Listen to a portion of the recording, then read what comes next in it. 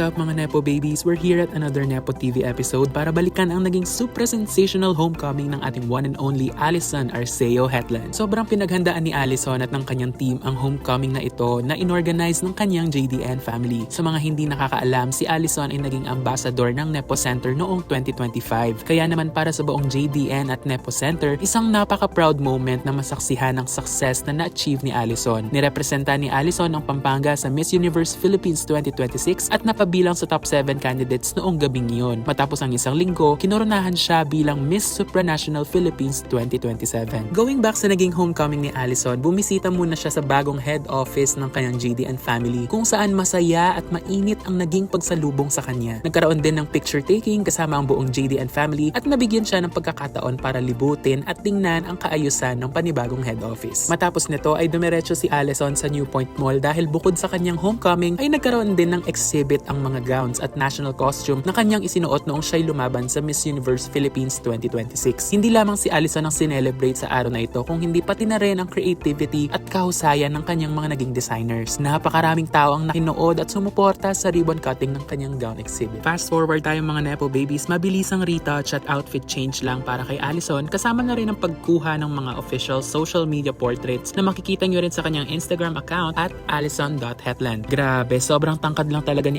Allison sa personal with a height of 6 flat. Makita mo lang siyang rumampa at lumakad ay talagang mapapalingon ka sa ganda niya. Fast forward ulit at nakabalik na si Allison sa New Point Mall upang formal nang umpisahan ang kanyang Supra Fans Meet and Greet. Mas masaya at mas mainit ang naging pagsalubong sa kanya ng mga fans at mall goers dito na talagang nagpatuwa at nagpataba ng kanyang puso. Bago nagsimula ang Fans Meet and Greet ay nagkaroon muna ng press conference si Allison kung saan ang mga press and media partners ay isa-isang nagbitaw ng mga katanungan sa kanya. Sobrang ramdam ang bawat pagsagot ni Allison sa mga katanungan at masasabing galing sa puso at bawat experience ang kanyang mga isinasagot. After ng press conference, ayan na nga ang Supra Fans Meet and Greet kung saan ang mga maswerteng first 150 people na dumating ay magkakaroon ng pagkakataon na malapitan, makausap at makapicture kasama si Allison. Syempre, hindi ko pinalampas ang chance na to para hingan siya ng mensahe para sa ating lahat. Mabuhay mga kabalen! Maraming salamat po for coming to the homecoming that JDN has prepared for me. It's so nice to feel your warm welcome. It's so nice to be back here in Pampanga.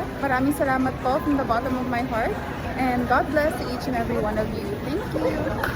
After ng Super Fans Meet and Greet ay nagkaroon din ng masayang dinner si Allison, ang kanyang team, mga media partners at ang JDN family. That's it for today mga Nepo babies. Kita-kit sa susunod na episode.